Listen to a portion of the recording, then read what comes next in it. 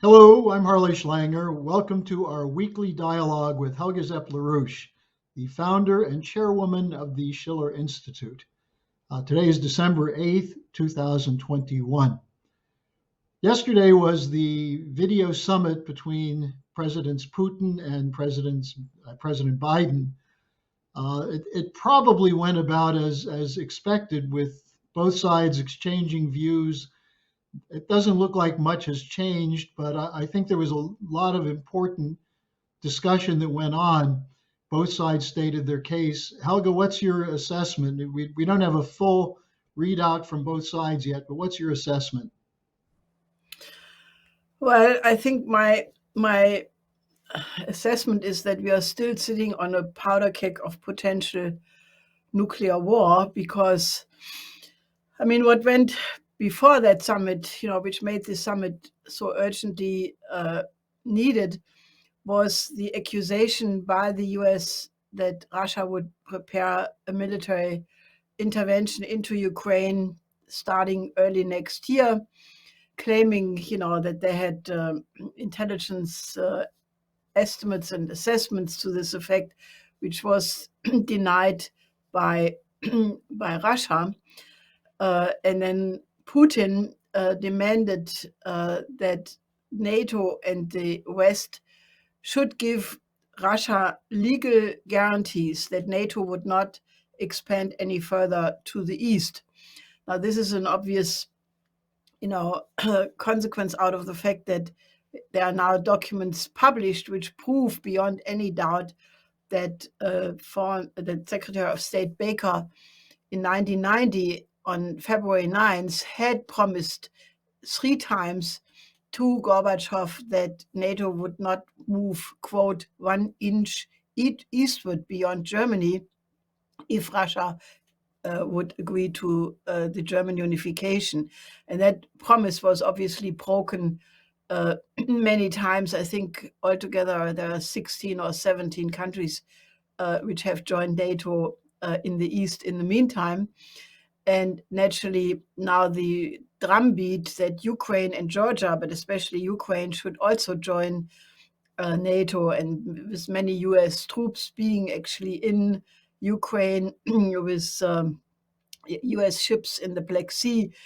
It is a state where Russia has said very clearly that this is a red line for them, for the simple geographic reasons that if you look at the map, once you have NATO troops at the Russian border, then it's only a few minutes by plane, and also from the border to Russia, to Moscow. And then it becomes very questionable what of Russia can be defended. Moscow, for sure, is then a big question. Naturally, Russia is so big that there's always the incredible extension of the territory, but nevertheless, Moscow would be threatened and everything which goes with that. So Russia has said this is a red line, and so the summit took place in this extremely dangerous context. It was a little bit more than 2 hours, but if you look at the setting, it is quite astonishing because Putin was alone. He even had his translator in a separate room, while President Biden was sitting there with three advisors, Secretary of State Blinken, then NSA head Jake Sullivan, and Eric Green, Russian director of the National Security Council. So they created sort of the, support or controlled environment around Biden. And they gave the press conference afterwards. Sullivan addressed the press corps. Blinken briefed he briefed some summit of the Wall Street Journal. And what Blinken said is actually, unfortunately, confirming what we had worried about, namely that what he said is that when the United States disengaged from Afghanistan, that set free an enormous amount of forces which could be focused on other things. Now we know what these other things are. They are exactly Ukraine, but especially also the Pacific, the South China Sea, Taiwan, and unfortunately, then he said also that if China would want to change the status quo on Taiwan, now that has not been the case. China did not change the status quo. It was the U.S. and the Taiwan government which made all kinds of signals in the direction of independence, to which naturally China reacted very, very sternly. So it was clearly the Taiwan government, encouraged by the US administration, changing the status quo. Now, this is very dangerous because,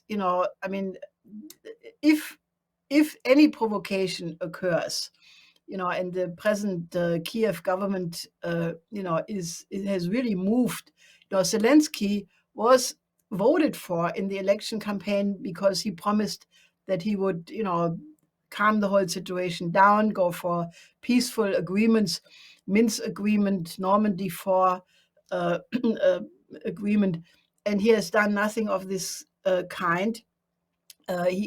Ukraine government completely violated the Minsk process up to the point where the Russian foreign ministry published the dialogues to show that it was actually Kiev which sabotaged the process. And naturally, you have now a situation where there were drones shot into East Ukraine.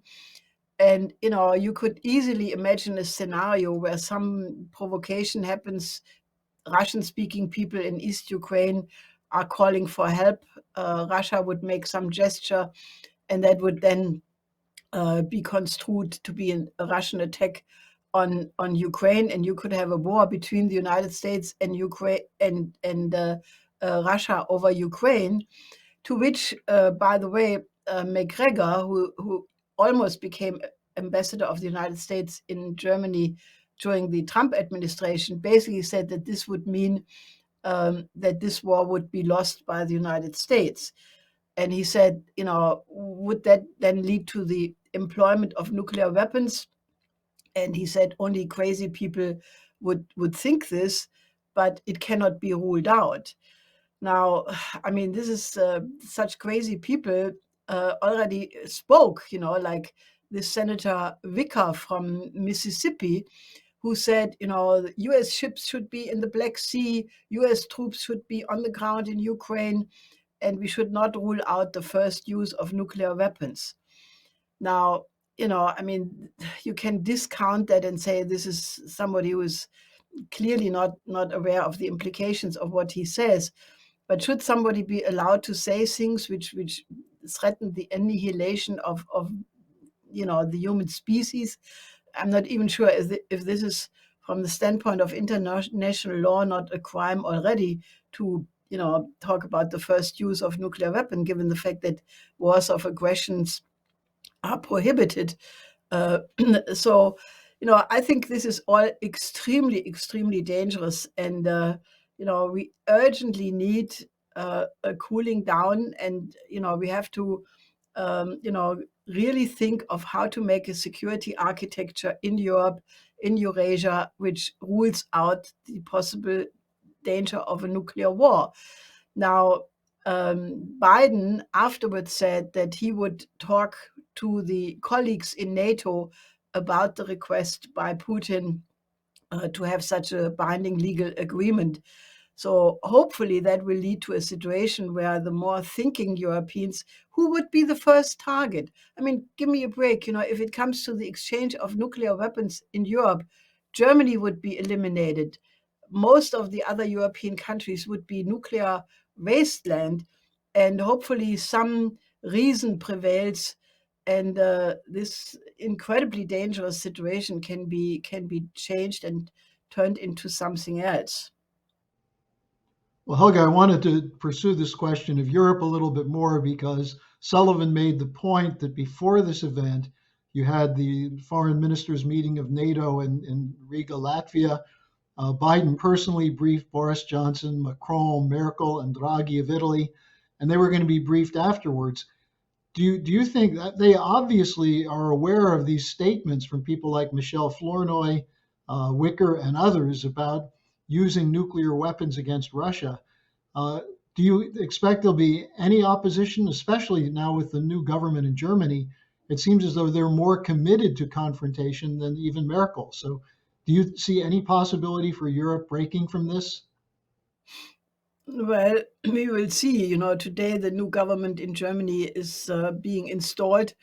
Baerbock already said that she wants to push a harder line against Russia and China, which in this context, which I just was mentioning, is really a extremely frivolous and immature statement, which is about the kindest thing I can say. I found very interesting that the same McGregor I just had quoted, who, by the way, was on Tucker Carlson's show, and Tucker Carlson, also warned of the real danger of a war over the Ukraine situation. So this McGregor, in a different publication, had actually described what he thought was wrong with Baerbock. And for once, I have to agree with him, because he said Baerbock comes from a generation of politicians. I mean, she's 40 years old, was born into a Germany when Germany was prosperous, had no major problems.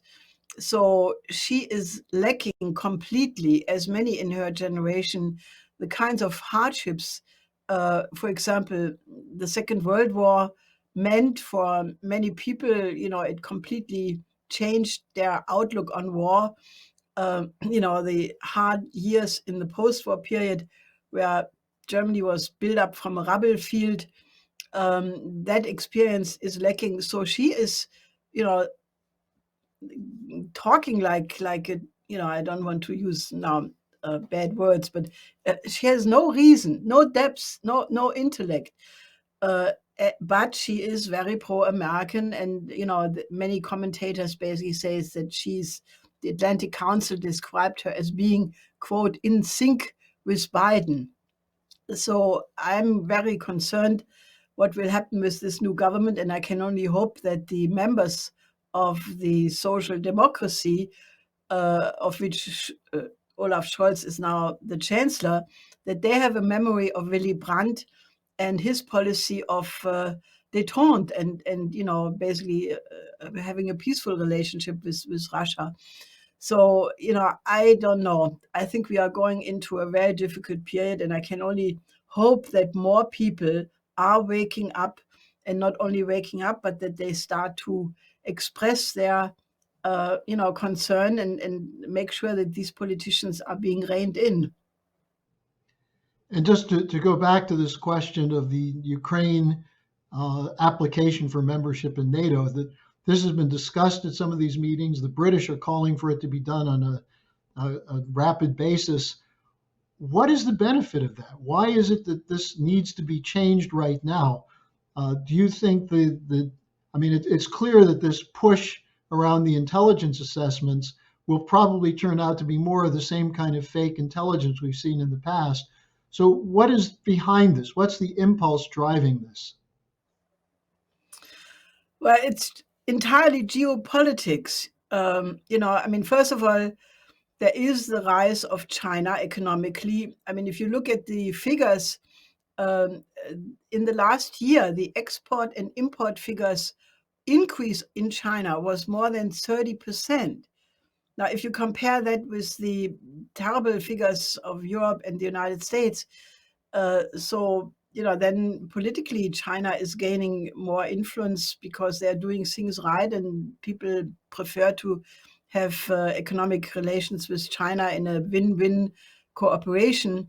So it is very clear that this Anglo-American faction sees this rise of China, and rather than taking up the offer of China to cooperate, in a win-win cooperation, they decide to go for, regime change, to go for maximum tension. I mean, this Flournoy woman, she is from the Center for New American Security, which is sort of the successor of the PNEC tradition of the neocons.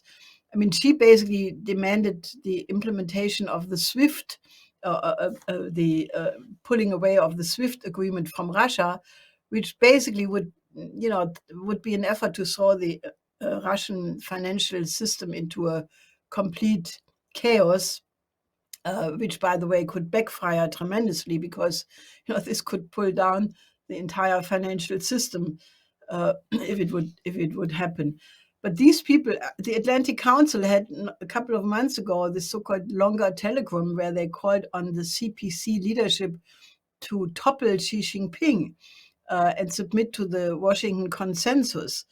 So I think what's behind that is that they insist to have their world order, what Fukuyama had described as the end of democracy or the end of history, where basically the Western democratic model would be the only one on the globe, and Russia and China would either submit to that or there would be regime change.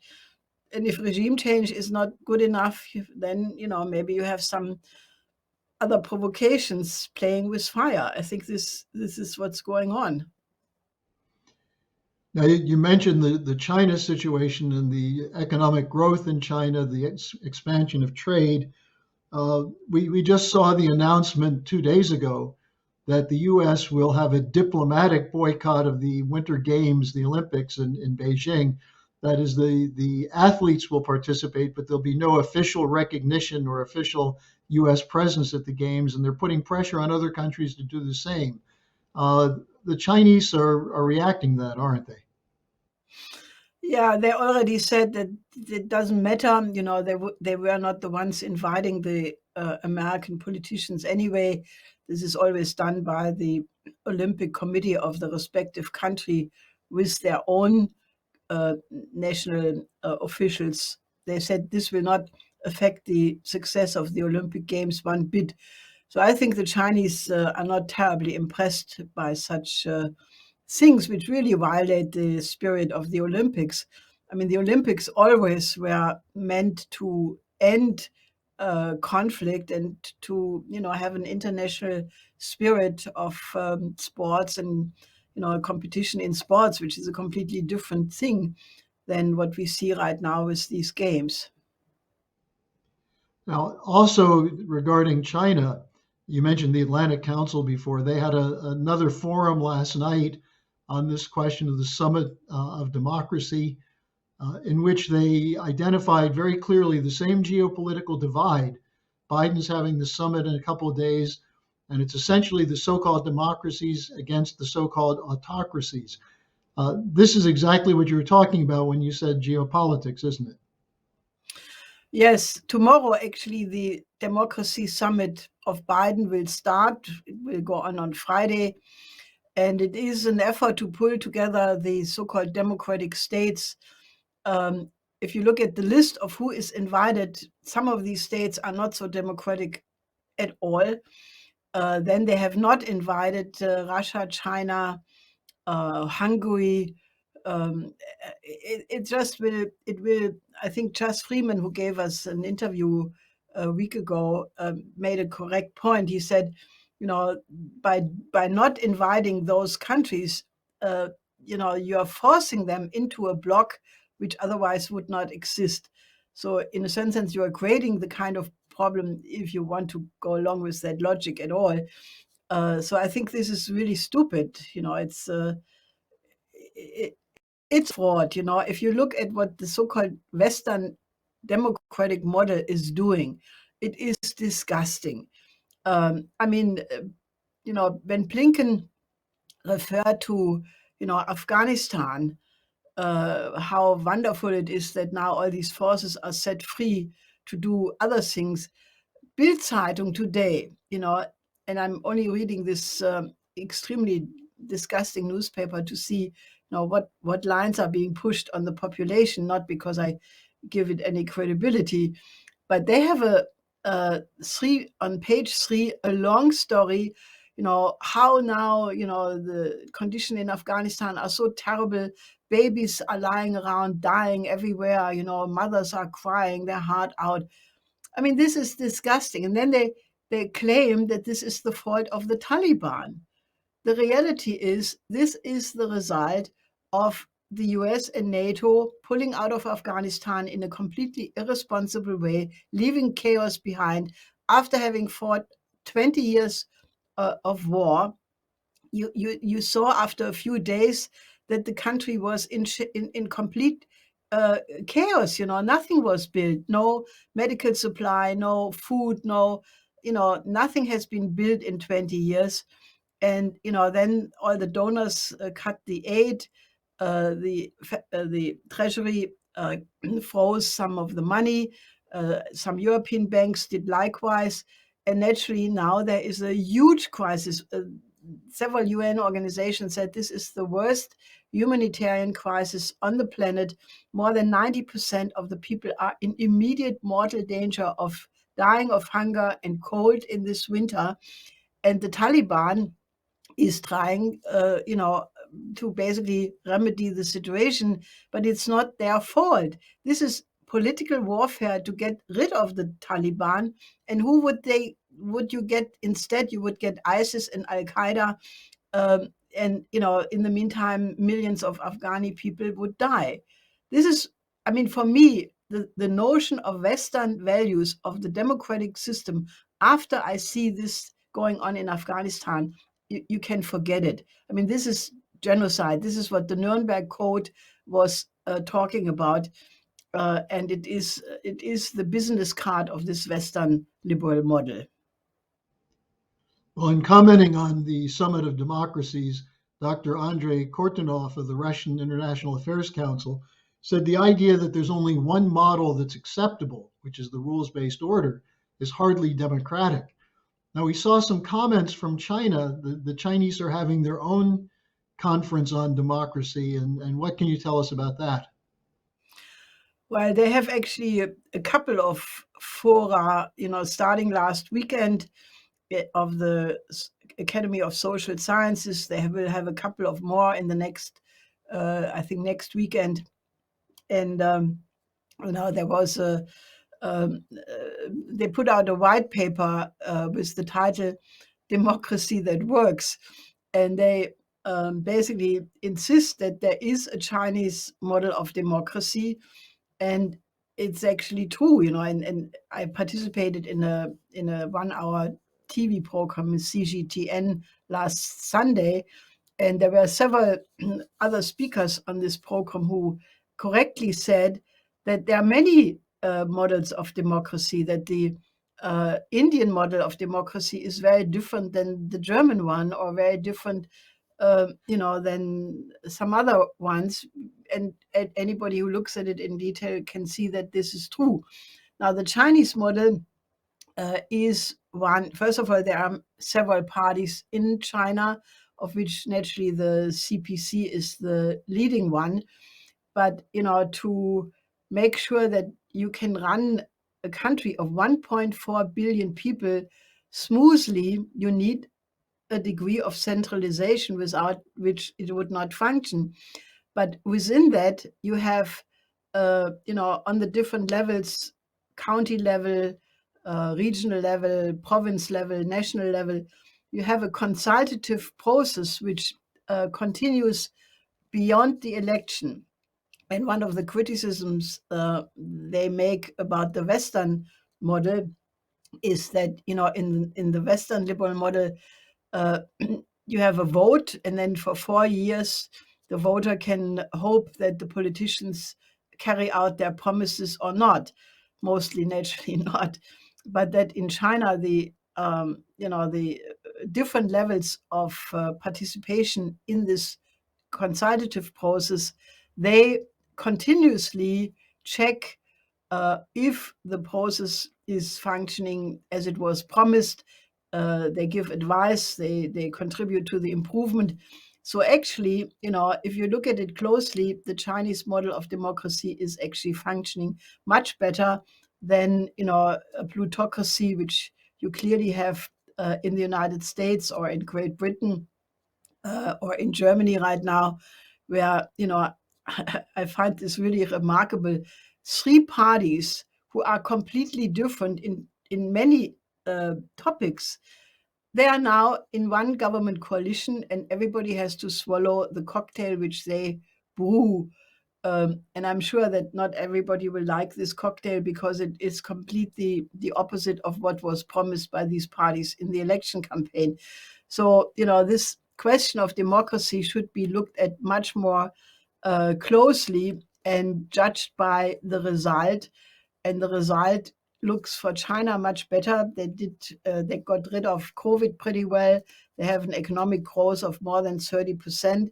The population, for the most part, are very happy with what the government is doing, as compared to an increasing dissatisfaction of the population with the government and a mistrust in almost every European country and in the United States. So I think, one should be a little bit more,